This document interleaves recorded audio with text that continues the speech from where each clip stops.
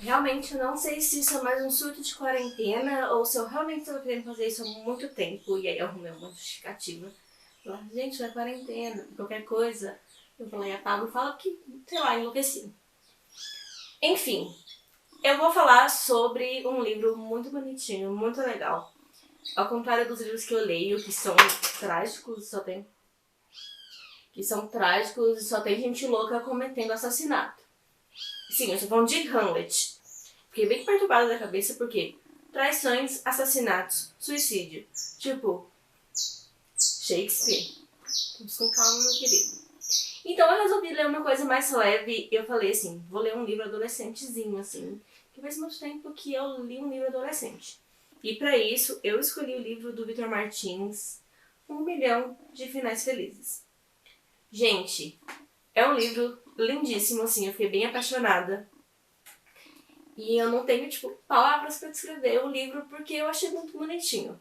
Tem uma história bem clichê, bem clichêzona, bem fanfic, bem, assim, filme de sessão da tarde. Mas existem fatores que mudam totalmente a trajetória dessa história. E eu vou falar pra vocês quais eles são. Bem, o livro ele vai contar a história de Jonas, que é um menino que ele tem 19 anos. Ele tem uma mãe que é bem religiosa e o pai dele só existe. Tipo, o pai dele não faz nada o livro inteiro além de reclamar do Jonas ou da mãe do Jonas. Ele é aquele cara bem machista, assim, que acha que a comida tem que estar pronta. Ele é aquele cara bem machista, assim, que acha que a comida tem que estar pronta às 7 horas e que se não tiver, ele tem o direito de ficar xingando a esposa.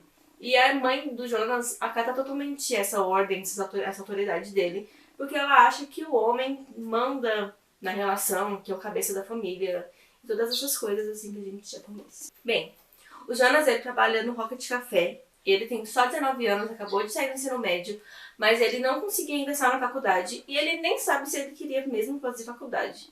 Então, ele sempre quis muito ser escritor. Ele já começou a escrever algumas coisas, mas essas coisas nunca iam pra frente. E eu entendo totalmente você, Jonas. Eu escrevo histórias que só chegam no capítulo 7 e depois elas travam e nunca mais vão pra frente.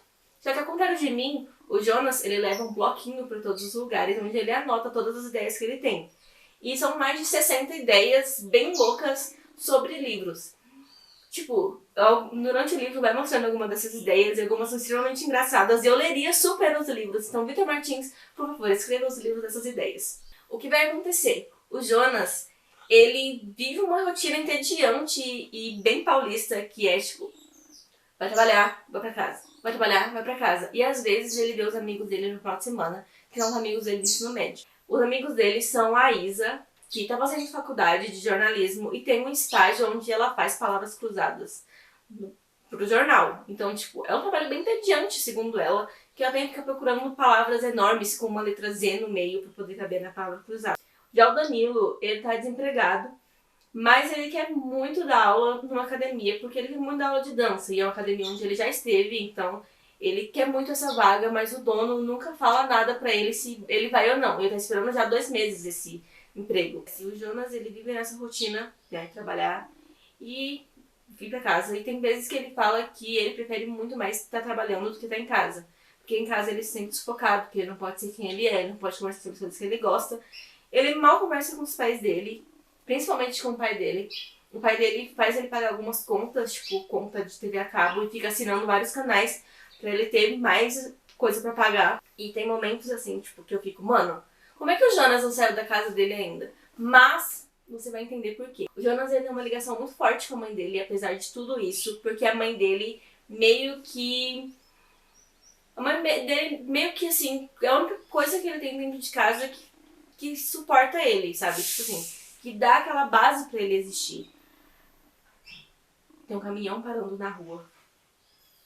Bem, então ele meio que não tem muito o que se prender em casa, meio que aquela sensação de não ser a casa dele. E a mãe dele é a única que dá atenção pra ele. Ele chega aí pra igreja com a mãe dele várias vezes, só que aí você começa a se...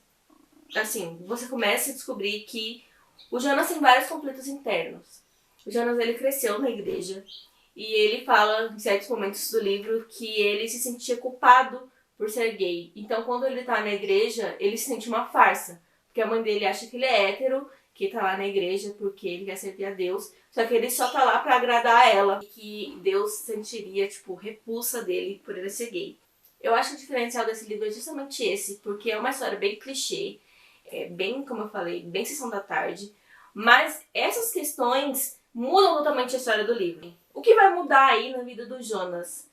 Um dia, ele vai estar trabalhando no Rocket Café juntamente com sua amiga Karina, que é uma japonesa gorda. Ela gosta bem de destacar isso. E ela se formou pra ser atriz. Só que ela nunca conseguiu um trabalho porque eles só querem japonesas magras para retratarem as geishas. Como se as mulheres japonesas se resumissem a geishas. Só. E como se não existisse outros estereótipos de mulher, tipo, como se todas as atrizes tivessem que ser magras. Ele tá lá trabalhando com a Karina. E de repente entra um cara muito bonito no café, que é o Rocket Café, que é onde eu trabalho na Avenida Paulista. E aí ele fica tipo, cara, essa é a pessoa mais bonita que eu já vi na minha vida. E ele começa a conversar com esse cara e ele acha que esse cara também tá flertando com ele. E ele começa a passar vergonha na frente do cara, tipo, gente como a gente. E esse cara não fala o nome dele pra escrever no copinho. E ele coloca Barba Ruiva. E a partir disso, ele tem uma ideia de história que se chama Piratas Gays. Tipo, você tá lendo e tal, tem os capítulos desse livro do Jonas. E você pode acompanhar todo o processo criativo que ele tem pra poder escrever Piratas Gays. E tipo, é uma história fantástica que conta sobre a trajetória de um casal de piratas, que é o Bart, que é barba em alemão. Tipo, bem criativo, Jonas. E também do Todd, que é um pirata desde a vida inteira e ele tem dúvidas quanto a quem ele é, ao que ele quer continuar fazendo da vida dele, se ele quer mesmo ser um pirata, que é basicamente o Jonas. Então, ele começa a escrever essa fanfic sobre o Barba Ruiva. E ele acha que ele nunca mais vai encontrar esse cara na vida dele. Tipo, qual é a chance de você encontrar alguém em São Paulo? Tipo, deve ter 10 milhões de habitantes em São Paulo, então qual é a chance disso acontecer? Mas, como o Danilo diz, a comunidade gay de São Paulo é quase uma cidade pequena. Então, você tem a chance de encontrar essa pessoa em qualquer lugar. Então, acontece uma festa que é promovida pelo namorado do Danilo. E é um Carna Glitter, que é um carnaval gay antes de época. E o Jonas vai juntamente com a Isadora e com o Danilo. E lá ele encontra quem? Sim, gente. Ele encontra o Barba Ruiva. E eles passam a noite inteira conversando. Só que ele novamente esquece de perguntar o sobrenome do cara. Porque ele fala assim, meu nome é Arthur. Mas não fala o sobrenome. Então ele não consegue achar o Arthur nas redes sociais. Porque acontece um imprevisto aí, ele sai correndo da festa bem Cinderela. E, gente, é incrível. Porque, tipo, a Karina faz tudo. Fada sensata. Tipo, a Karina faz tudo. A Karina dá o número do Jonas para o Arthur. E aí começa o negócio dos dois. Mas eu não vou ficar dando spoiler aqui, falando o que acontece durante o livro. Só que é um livro que me impressionou bastante, porque eu falei, cara, nunca mais vou conseguir ler livro infanto juvenil, porque parece que siga a mesma história. E é a mesma história, mas o Victor Martins, ele escreve muito bem, porque ele não joga simplesmente os personagens lá e o Jonas tem um amigo e a gente vai falar sobre as questões do Jonas. Os amigos dele não têm história. Porque ele meio que conta a história de cada um. Ele conta como o Danilo e a Isa e o Jonas se conheceram, que foi na escola, que a primeira pessoa que ficou sabendo que o Jonas era gay foi a Isa. E a Isa também é lésbica, então, ele virou pra ela e falou assim, eu sou gay. E ela falou, eu sou lésbica. E foi isso. É muito incrível, porque vai trazer várias questões que servem muito pra comunidade LGBT. Que é uma questão que eu já tinha visto em RuPaul, referência. Que é a questão que os LGBTs podem escolher a sua família. Acontece algumas coisas com o Jonas durante o livro, que a gente fica bem triste, que como eu falei, o que tira o clichê da história é justamente isso. Ele vê nos amigos dele a família dele, porque são pessoas que apoiaram ele em todos os momentos da vida dele. Quando ele precisou. A Karina, gente, a Karina é um anjo do Senhor. Eu queria que tivesse um livro só sobre a Karina, porque ela é incrível. A Isa entrou na faculdade, ela se afastou dos amigos dela do ensino médio e eles vão discutir sobre como isso é normal, porque conforme a gente vai crescendo, a gente começa a ter outras prioridades e às vezes nossos amigos acabam ficando de lado. Mas isso não quer dizer que você gosta menos dos seus amigos. É só que agora você tem outras coisas e eles também têm outras coisas. Então é normal que a gente se afaste. É normal que durante a nossa vida a gente vá se aproximando de outras pessoas, que a gente vá, assim, enraizando outras amizades, porque, tipo, a Karina, por exemplo, o Jonas e ela passam o dia inteiro juntos, então, tipo, é muito mais, assim, próximo do que a Isa, que fica o tempo todo na faculdade, que tem que fazer estágio, que tá procurando um emprego fixo. Então é normal que a gente se afaste. Vai trazer a questão da bissexualidade, porque o Arthur, que é o Barba Ruiva, ele é bissexual, então ele começa um encontro, tipo, o primeiro encontro dele com o Jonas, ele fala, cara, eu sou bissexual.